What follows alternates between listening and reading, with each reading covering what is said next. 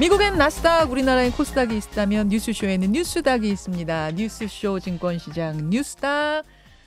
오늘은요 국민의힘 전 비전전략실장 김근식 교수와 함께 스페셜 게스트가 맞은편에 자리해 주셨어요. 민주당 이소영 의원 어서 오십시오. 안녕하세요. 경기도 의왕시 과천시 국회의원 이소영입니다. 아니 우리 이러다 정들겠어요. 좀 자주 나오는 것 같습니다. 요즘. 스페셜 게스트로 한 번, 두 번 나오시는데 아주 반응이 좋아서 오늘도 이소영 의원 이렇게 모셨어요. 자주 불러주십시오. 예, 오늘은 이렇게 이소영 의원과 김근식 전 교수와 함께 뉴스닥을 진행할 텐데 바로 본론으로 들어가야 될 것 같아요. 왜냐하면 두 분이 다 골라오신 키워드들이 큼직합니다. 김근식 교수님, 예. 뭐 골라오셨어요? 예, 저는 인뇨 안에 내미는 손, 뿌리치는 이준석 상한가로 잡아왔습니다. 손 내미는 이뇨한, 뿌리치는 이준석, 네, 상한가 맞습니까? 우리 당 입장에서 상한가일 수 있다고 봅니다. 예. 이거는 굉장히 수수께끼 같은 예, 얘기인데요. 예. 다들 이거는 갈등 아니야? 하한가 쪽 아니야 생각할 텐데 상한가라고 잠시 기다려주세요. 네. 이소영 의원님.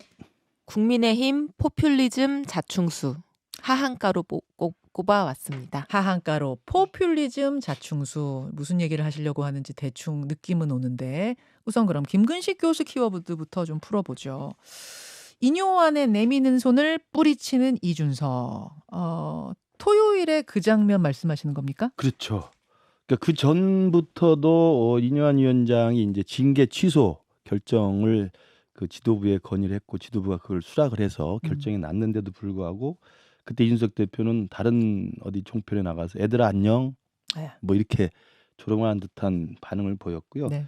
그리고 이번에 이제 결정적으로 부산까지 이 이뇨한 위원장이 내려가서 조건 없이 만나자고 했을 때 뭐 만남을 거부할 수도 있죠. 애고 없이 온 것이니까. 그렇지만 그 거부를 하는 태도와 방식에 대해서 많은 국민들이 굉장히 실망스러운 모습을 보인 것 같습니다. 그래서 이제 아마 제가 볼 때는 항상 뭐 사람의 인지상정이 그렇습니다만 같이 만나자, 같이 가자 이렇게 손을 내미는 쪽하고 그걸 계속 뿌리치는 쪽이 있다고 한다면 이게 두 번, 세 번 반복되면 예. 결국은 인성에 대한 문제 또는 A에 대한 문제, 태도에 대한 문제로 그 뿌리치는 사람이 아무리 정당한 주장을 입 밖에 낸다 하더라도 결국 사람에 대한 평가가 박하게 갈 수밖에 없지 않느냐. 저는 그런 의미에서 갈등으로 비춰져서 하한가일 수도 있지만 결국 이준석 대표의 파괴력이 갈수록 줄어들고 있다.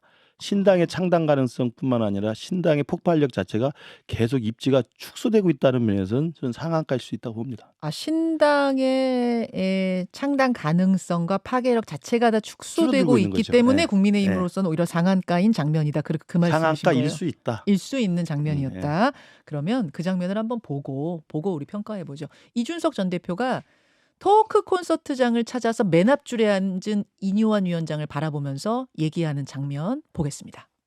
Singing the songs of angry men here, and if you listen to them, then all the answers are in there. By the way, Mr. Linton, am I the patient here? When are you here as a doctor? Yeah, I gotta say this: the real patient is in Seoul. 자, 이렇게 얘기를 하고 나서 한 번 더 한국말로 설명을 했어요. 우리말로. 예, 그것도 볼까요? 이준석이 환자로서 찾아오신 겁니까? 네, 환자는 서울에 있습니다. 라고 제가 답변 드렸습니다. 자, 예. 강서구민이 분노하고 있습니다. 진짜 환자는 서울에 있습니다. 거기 가서 이야기하세요. 뭐 이런 얘기였는데, 김근식 교수님은 어떻게 받아들이셨어요? 저 태도를 보고 이제 사실은 많은 그 보통의 평범한 사람들도 좀 심했다, 과했다 이런 평가가 나오고 있는데요. 저는 저 영어로 했고 뭐 나중에 자기가 설명을 했습니다만 저 몇 가지 키워드를 봐서도 저는 말이 안 된다고 보는 게 그런 이야기를 많이 했어요. 강서구민의 이야기를 들어봐라. 왜 그들의 목소리를 듣지 않느냐. 찾아가 봐라. 이런 이야기를 했는데 저는 되묻고 싶어요. 이준석 대표가 강서구청장 선거 우리 당에 절박하게 뛰어들어서 열심히 했을 때 한 번도 오지 않았습니다.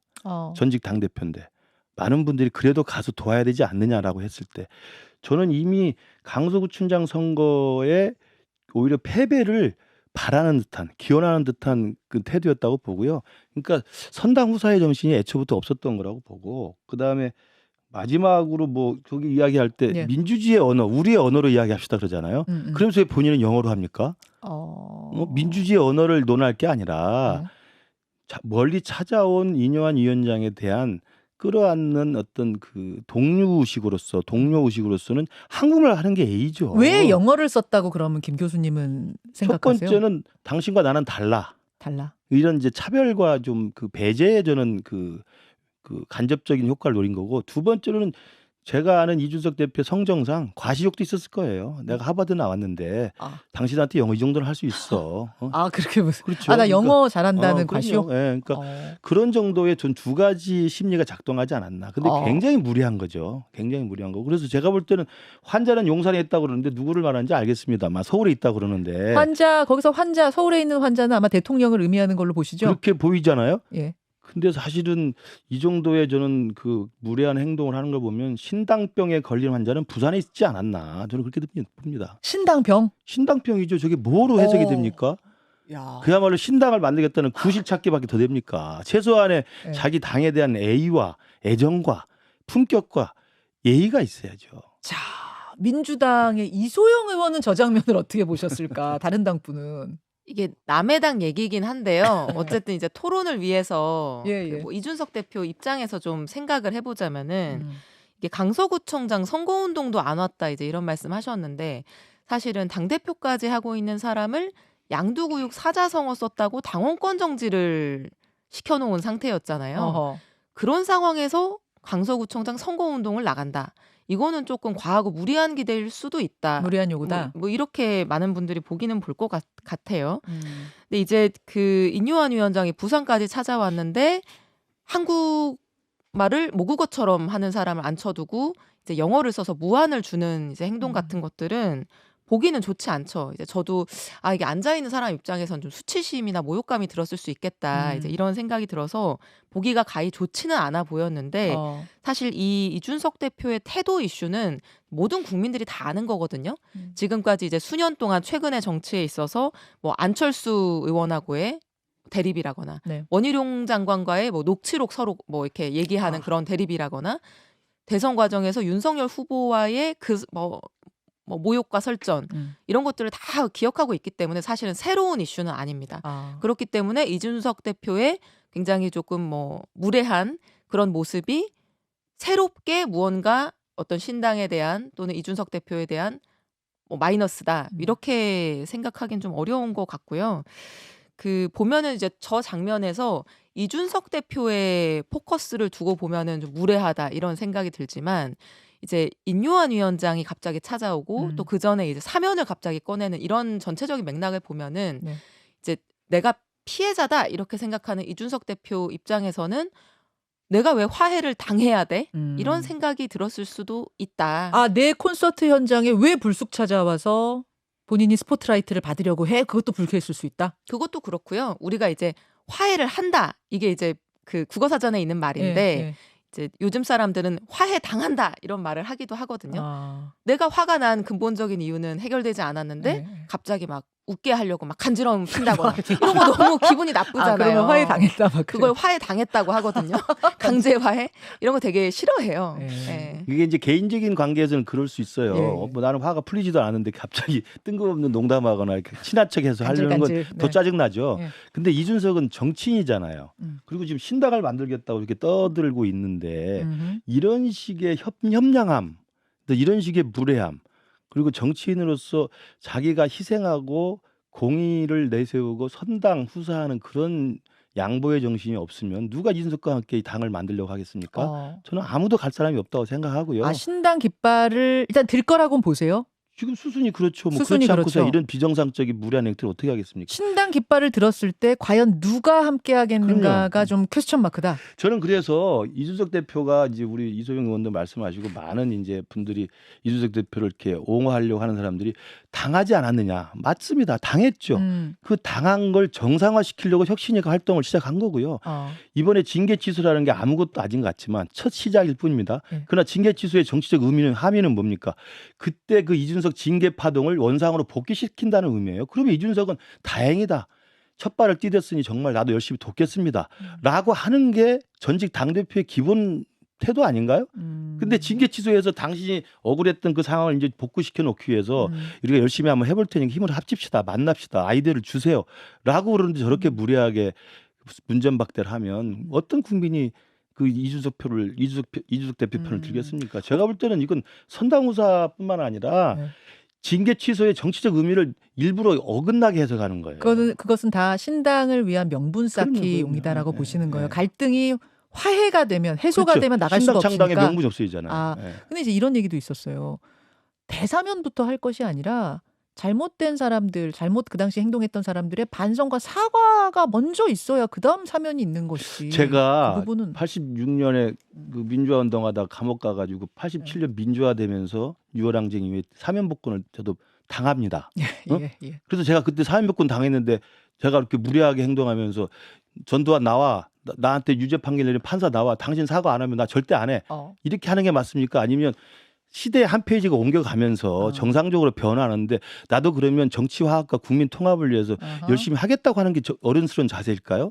그거 말이 안 되는 거예요. 개인적인 인간관계에서 추돌사고 나서 멱살 잡고 싸우면 그런 이야기 할 수 있지만 알겠습니다. 정치인 아닙니까? 신당을 이야기하는 정치인이 이렇게 협력해서 되겠습니까? 자, 그러면 하여튼 요 상황은 이런데 이소영 의원님 아마 민주당도 이 신당 창당 움직임에 굉장히 촉각을 곤두세우고 보고 계실 것 같은데 신당으로 갈 것 같습니까? 어떻게 보세요? 이준석 신당에 민주당 인사들이 갈 거 같냐는 아니, 그거 질문인가요? 그러면 거기까지 이준석 대표가 훅 나가버리시네요. 일단 이준석 대표의 신당 창당. 그거는 지금 어제 나온 국민일보 인터뷰를 보니까 예. 뭐 해석 독해가 필요 없는 명확한 명확한 발언을 것 같아요. 했더라고요. 그래서 핵심이 딱 명확하게 세 가지가 나왔는데 윤석열 대통령과 같이 못 간다. 그리고 윤석열 대통령을 따르는 친윤 정치인들하고도 같이 못 간다. 이 두 그룹이 권력을 내려놓고 물러나지 않는 한 국민의힘에는 더 이상 함께 못한다. 이 세 가지가 국민일보 인터뷰에서 명확하게 드러났다고 생각을 합니다. 그런데 그 세 가지가 다 이루어질 가능성은 없으니까 결국 신당 창당은 뭐 명확한 기정사실화되는 분위기인 것 같은데요. 된다. 그렇게 보시는군요. 그 신당이 나오면 그 파괴력은 어떻게 보세요? 제가 이 질문을 드리는 이유는 유인태 전 사무총장 같은 경우에는 그 신당 이른바 이준석 신당이 나올 경우 그래서 뭐 김종일 위원장까지 합류하고 뭐 금태섭 양양자 이렇게까지 커질 경우엔 민주당 표를 잠식할 수도 있다. 민주당 표가 어쩌면 국민의힘 표보다 더 잠식당할 수도 있다. 이런 얘기도 하시더라고요. 그거는 그 신당이라고 하는 것이 이제 중도층의 마음을 가져갈 경우에 이제 민주당 지지층 중에서도 중도층들이 있으니까 그 표를 가져갈 수 있다라고 하는 걸 텐데요. 네. 그 신당의 구심점이 누가 되느냐에 따라서 그 여부는 이제 결정될 거라고 생각을 합니다. 사실 이준석 대표만을 놓고 보면 이준석 대표는 중도층의 마음을 사로잡는 인물은 아니거든요. 그러니까 보수층 내에서 개혁 보수를 원하는 사람들이 지지하는 사람인 것이지 중도층에서 이준석 대표처럼 강하고 조금은 독선적인 이런 캐릭터를 잘 지지하지 않습니다. 근데 청년들, 그러니까 무당층인 다수의 청년들을 또 포섭할 수 있잖아요. 그 청년들은 그 네. 청년의 아젠다를 이제 이준석 대표가 대변하는 그 부분에 한해서 이제 지지하는 것인데 그것이 이제 중도층 전체가 이준석 대표에 대해서 어떻게 생각하는지를 대변해 주지는 않는다고 생각을 하고요. 그래서 결국에는 중도층의 표심을 움직일 수 있는 인물이 결합하느냐 마느냐 하는 문제일 텐데 사실 오늘날 지금 현재 시점에 있어서 그런 인물이 존재하느냐 그게 누구일 것이냐 하면 사실 떠오르는 사람이 없는 것도 사실이거든요. 예를 들면 김종인 위원장 우리가 많이 얘기하지만 최근 수년 동안 이당 갔다 저당 갔다 이제 왔다 갔다 하시는 행보 때문에 굉장히 피로감이 쌓여 있는 것도 사실이고요. 이제 보는 국민들 입장에서 뭐 유승민 의원이 한때 중도층의 어떤 그런 지지를 받았던 측면이 있지만 지금도 여전히 그것이 유효하냐 하면 이제 피로감이 좀 쌓여 있는 것이 있는 거죠. 그 외에 이 사람이 움직이면 중도층이 따라간다라고 하는 인물이 사실 지금은 좀 부재하고 있는 상황이 아닌가. 정리하자면 보수표를 나눌 것이지 민주당에게 이게 뭐 큰 타격이 되거나 그렇게까지는 보지 않는단 말씀인데 김식 교수님. 저는 이제 그건 신당이 만들어진 다음에 어떤 사람들 어떤 면면들이 합류하는지 어떤 노선과 아젠다를 세팅하는지를 봐야 될 문제인데 저는 그 전에 신당을 못 만들 거라고 봐요. 못 만들 거다. 그럼 실무 준비도 하고 있다 그러는데요. 실무 준비야 본인이 하겠지만 이준석을 따라갈 사람이 누가 있겠습니까? 이준석의 성정과 행태와 이 독선을 잘 아는데 그리고 저는 이 부분에 대해서 두 가지 변수예요. 말씀하신 것처럼 탈당은 뭐 기정사실화 돼 있고 신당을 하고 싶어 하겠지만 신당을 만들려면 일단 여론과 민심이 따라야 됩니다. 그 여론과 민심이 2015년에 안철수 대표가 민주당에서 나올 때 네. 가졌던 민심의 어떤 지지를 얻어야 되는데 과연 그게 지금 가능할까? 음. 지금 누가 봐도 국민들이 정말 양당이 지긋지긋한데 이준석을 중심으로 해서 3당이 모여가지고 삼지대에서 새로운 정치 개혁을 해보면 될 거야 라고 생각할지 아니면 아주 국민의힘 전직 당대표까지 했는데 물론 억울하게 쫓겨나긴 했지만 저렇게 당에서 같이 하자고 그러는데 저렇게 무료하게 하면서 결국 집 배치 달라고 무소속 출마 준비하고 신당하는 거 아니야 라고 판단할지는 국민이 다 압니다. 그 국민의 민심을 정확히 보면 알 거라고 보고요. 두 번째는 민심과 여론의 항배가 첫 번째 변수고 두 번째는 과연 같이 할 사람들이 있어야 돼요. 그래서 이제 여론조사 최근에 보면 이준석, 유승민 신당으로 여론조사를 돌립니다. 예. 근데 그 둘도 제가 볼 때 조합이 가능하지 않아요. 유승민 의원은 국민의힘이 있을 거라고 보세요? 아니 있을지 안 있을지는 모르지만 이준석과 같이 할 가능성이 별로 없다는 거죠. 그래요? 그러니까 저는 이준석 대표랑 같이 할 수 있는 사람이라면 네. 최대치 맥시멈 잡아봐야 예. 내년 공천에서 우리 당에서 떨어져 나가는 사람이거나 아니면 민주당에서 떨어져 나가는 사람들의 이삭죽 기회에는 의미가 없을 것이다. 저렇게 봅니다. 알겠습니다. 자, 이 상황들 두 분이 내다보고 있는 이 상황들 어떻게 될지는 좀 지켜보기로 하고 일단 뉴스닥 이소영 의원의 키워드로 넘어가야 될 것 같아요. 아까 골라오신 키워드 포퓰리즘 자충수라고 하셨는데 김포 이슈 말씀하시는 걸까요? 김포 이슈도 그렇고요.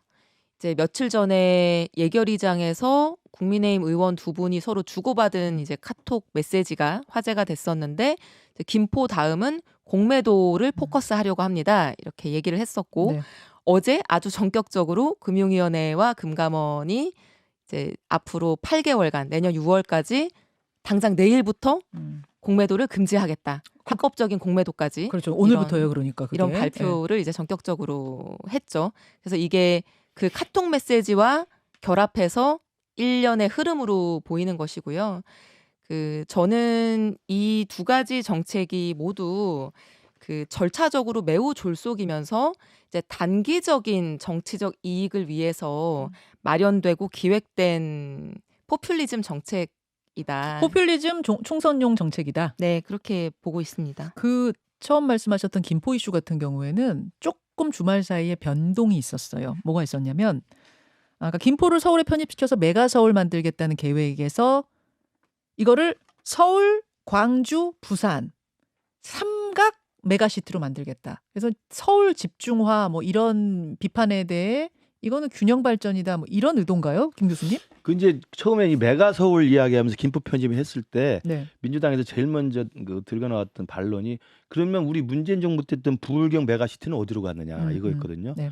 근데 그 부분에 대한 아마 민심과 여론을 저는 받아들인 거라고 봅니다. 그러니까 부울경 메가시티는 이미 지난 정부에서 공약으로 추진했던 것인데 이게 지금 사실 죽은 게 아니에요. 민주당에서 자꾸 이걸 우리가 거부했다고 그러는데 진행되고 있는 절차인데 조금 느려지고 있는 거죠. 그러니까 그 부울경 메가시티도 그대로 살리고 그다음에 이제 호남권에 또 이 지역 차별의 어떤 불만이 있을 수 있으니 광주를 중심으로 한 대도시 광역권에 대한 메가시티도 한번 생각을 하고 그래서 전체적인 전 세계적인 글로벌한 추세가 사실은 메가시티가 맞긴 맞거든요.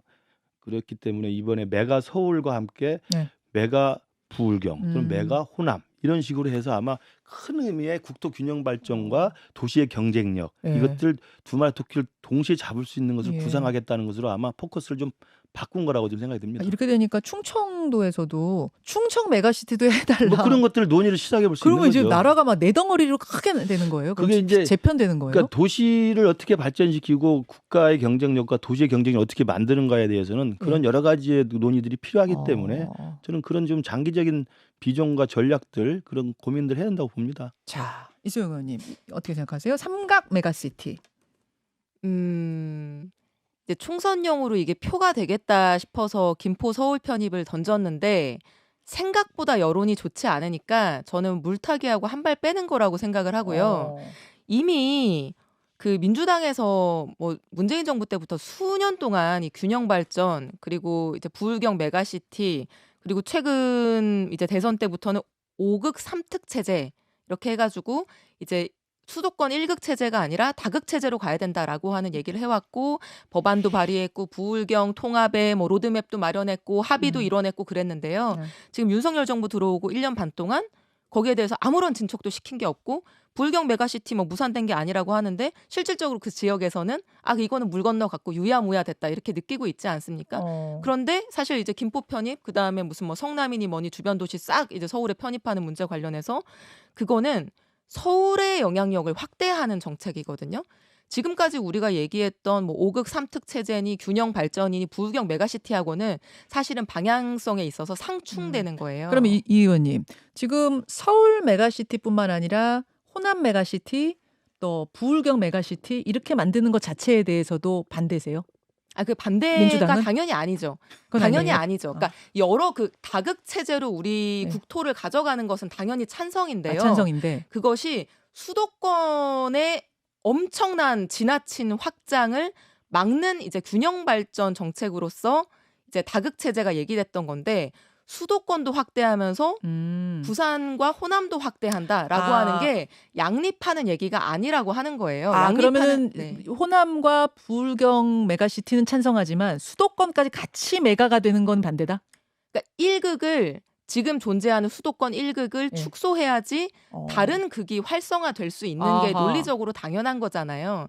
근데 국민의힘이 제시한 것은 다극 체제를 뭐 활성화시키자고 하는 것이 아니라 이 1극을 재편하는 문제였었거든요. 알겠습니다. 그러니까 이제 저는 이제 그 부분에 김포 편입에 대한 걸 조금 좀 침소봉대한다고 보는데 김포 편입의 첫 시작은 잘 아시는 것처럼 김동연 지사가 경기 북부 특별자치도를 추진하면서 그 해당되는 시군에 가서 계속 간담회와 공청회를 하고 있었어요. 네. 근데 김포 같은 경우는 경기 북부 특별자치도로 되면 경기 북부도로 들어가는 겁니다. 근데 김포는 한강 이남이에요. 서울과 인접해 있는 한강 이남인데 경기도를 위아래로 나누다 보니까 북부로 들어가는 겁니다. 예. 그러니까 김포 시민들은 뭐지 이게?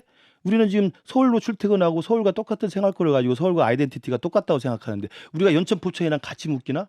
라는 생각을 하는 겁니다. 이제 출발은 거긴데 예, 출발은 거기니까 지금 이야기하는 메가시티 구상이라는 건 전국을 균형 발전시키는 과정 속에서 수도 서울의 경쟁력을 늘리는 것은 지금 북경이든 동경이든 파리든 다 그런 추세예요. 그러면 서울의 경쟁력 늘리기 위해서 어떻게 할 것인가? 서울과 인접한 구리, 하남, 뭐 성남, 부천, 시흥, 과천, 김포 이런 등등은 사실은 경기도와 분리된 서울의 같은 생활권이라고 한다면 이걸 어떻게 묶어서 또 그 지역 주민들의 그런 열렬한 지지와 요구를 어떻게 수렴할 것인가를 고민하자는 이야기니까 자 여기서 이것과 질문. 이 메가 전체적인 이 광역의 어떤 메가 부울경하고 메가 광주하고는 예. 차원이 다른 거고 병행이 가능한 이야기예요. 혹시 이제 이소영 의원이 말씀하신 것처럼 네. 부울경 메가시티, 호남 메가시티도 같이 만들지만 수도권 메가시티까지 만들어버리면 그쪽 지역 분들은 또 다시 수도권으로 옮겨가는 그러니까 수도권 집중화가 결국은 또 될 수밖에 없는 거 아니냐? 그러니까 그 전체를 다 종합적으로 조망해 봐야 돼요. 제가 이 말씀을 이게. 좀 드릴게요. 종합적으로. 김포 편입 관련해서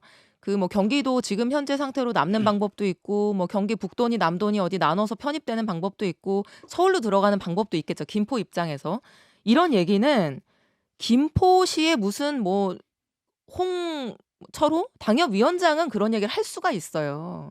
김포 뭐 대변자 입장에서 그런 예. 얘기 아무 얘기나 할 수도 있겠죠.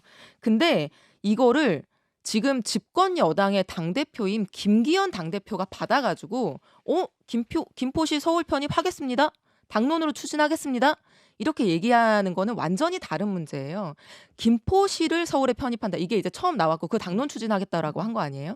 근데 이게 저는 검토해볼 가치도 없는 얘기라고 사실 생각이 들었는데 왜 그러냐면 지도만 보면 알 수가 있어요.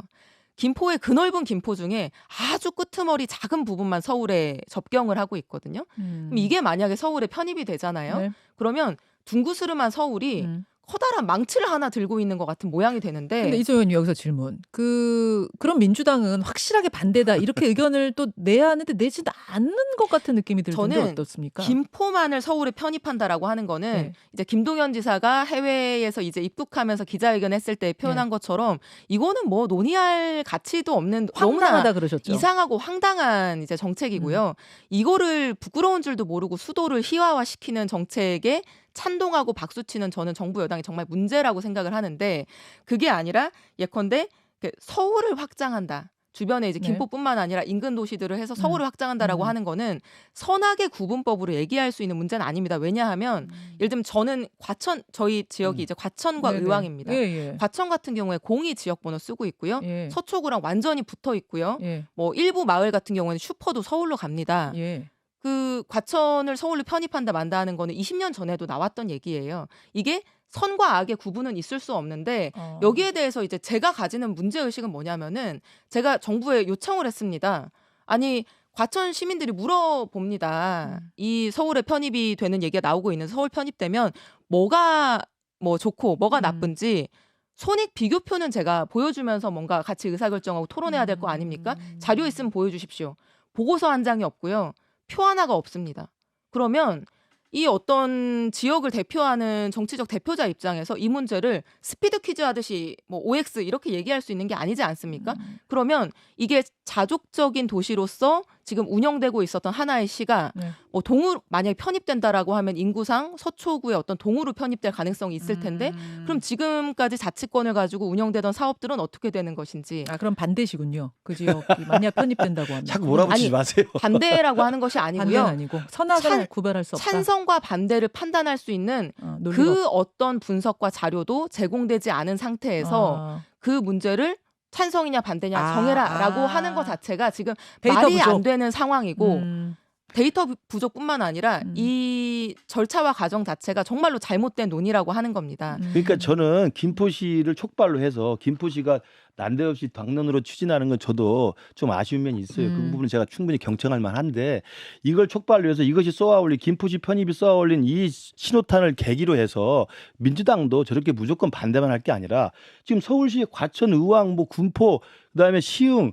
뭐 김포뿐만 아니라 엄청나게 많은 인접권이 있잖아요. 이 도시들이 과연 경기도라는 정체성이 더 강한 것인지 서울의 정체성이 강한 것인지 그리고 서울의 경쟁력과 경기도의 경쟁력과 효율성을 위해서는 어떻게 하는 게 맞는지를 머리를 맞대고 논의를 시작하자는 거예요. 반대만 할 게 아니라. 민주당이 무조건 반대를 하고 있는 입장이 지금 전혀 그러니까, 아니에요. 제가 말씀드렸듯이 그 논의를 시작하자는 거기 때문에 제가 말씀드렸듯이 정치적인 정쟁화로 이게 가져갈 필요는 없다는 얘기죠. 김포만 편입하는 것은 말이 안 된다. 왜냐하면 수도를 희화화시키는 것이기 때문에. 근데 다만 서울을 확장하자라고 하는 것은 선악의 문제 아니기 때문에 제대로 된 자료를 가지고 분석을 가지고 손익 비교표를 가지고 시민들한테 얘기해야 된다. 근데 왜 그거 안 하고 왜 그거 안 하고 왜 그거 안 하고 왜 그거 안 하고 법안부터 내느냐.